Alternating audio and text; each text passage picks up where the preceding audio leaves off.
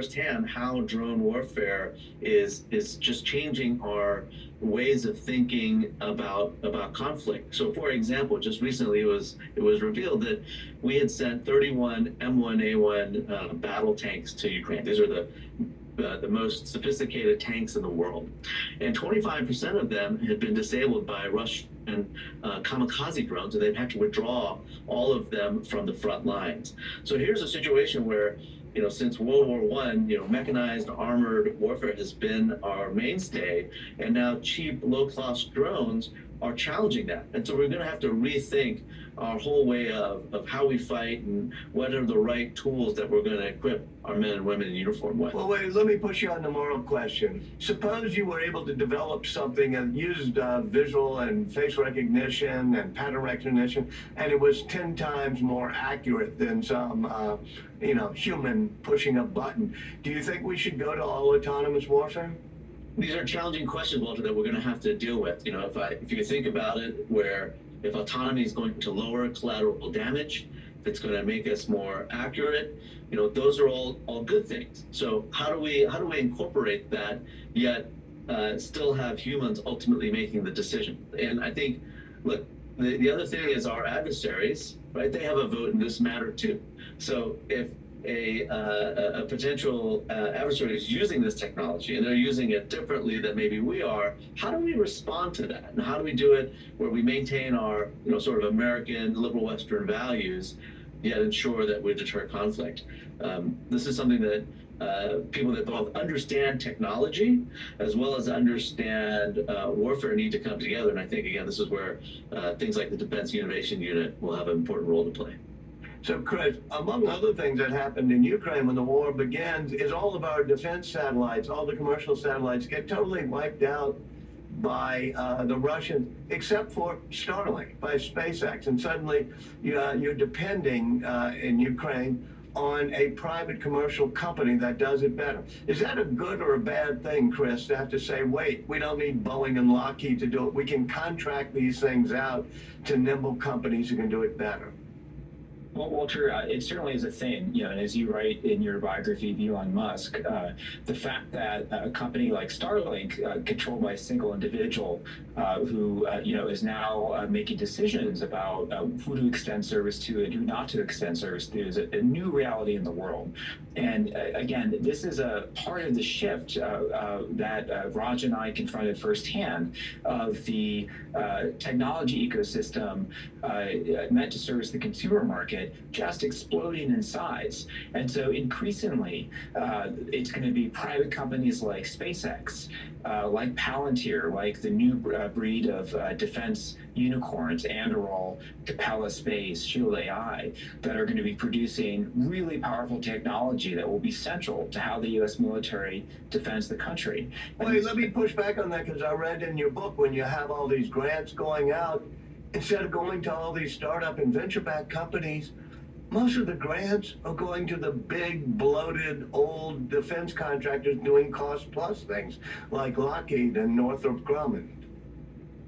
Well, Walter, you're exactly right. The Department of Defense has a long way to go. So at one level, it's made very impressive strides, even in the last 12 months, by elevating the unit we used to serve with, Defense Innovation Unit, to a direct report to the Secretary. Congress enshrined its mission in law. The budget of Defense Innovation Unit is now $1 billion a year, with even more money being spent on it through the Replicator Initiative, the most important initiative started by Secretary Lloyd Austin to develop autonomous swarming drones. So all that is good. But Walter, you are right. If you look at what percentage of the Department of Defense budget is actually going towards new systems rather than legacy systems, it's still a fairly small fraction.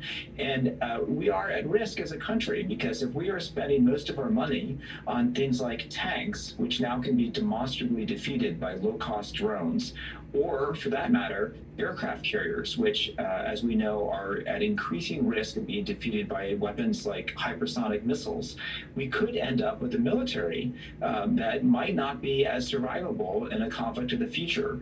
And so I think people like Raj and me and other people at Defense Innovation Unit are going to be looking to see how much of the defense budget continues to swing towards this new generation of companies and weapon systems, and how much of it swings away from the traditional weapon systems that for years we have procured. You talk in the book about the civil military integration that happens in China. Are they doing it better?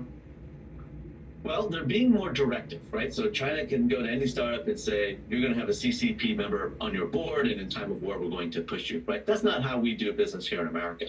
I think our version of civil military fusion is working closer with places like Silicon Valley, putting those companies under contract and trying to incorporate that technology. And really, I think the American system of free flow of capital, free flow of talent is really how we win, and we double down on that. And I think we're already seeing that with generative AI and the rise of those great companies here and not in Russia or China. Today, they're going to be fought with silicon. And so it is unquestionably a major security vulnerability in the United States that all the advanced chips we use to power our automobiles, our phones, our computers are made essentially in a series of fabs that exist on the east side of Taiwan facing China, 70 miles off the Chinese coast. And so that's a great worry. It's the reason why the U.S. has passed the CHIPS Act.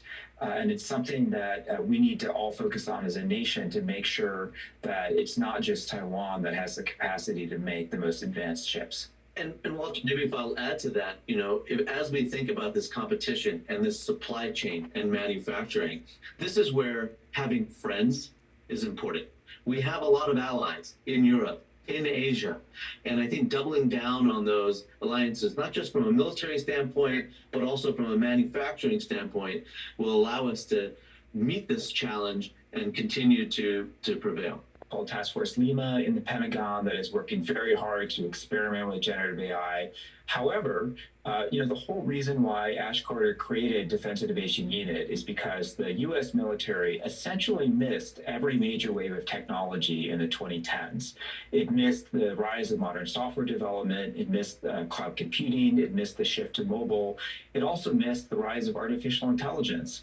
When DIU was in operations, the Department of Defense's computers and cloud computing infrastructure couldn't even run an AI program because they weren't robust enough. So I think we all have to watch very closely at whether the department is going to take generative AI up aggressively. And the reason why they must, Walter, is that, this is the one advantage our nation has. It's, a lot of people, China, Iran, Russia, can take cheap hardware and build autonomous systems. And in fact, if you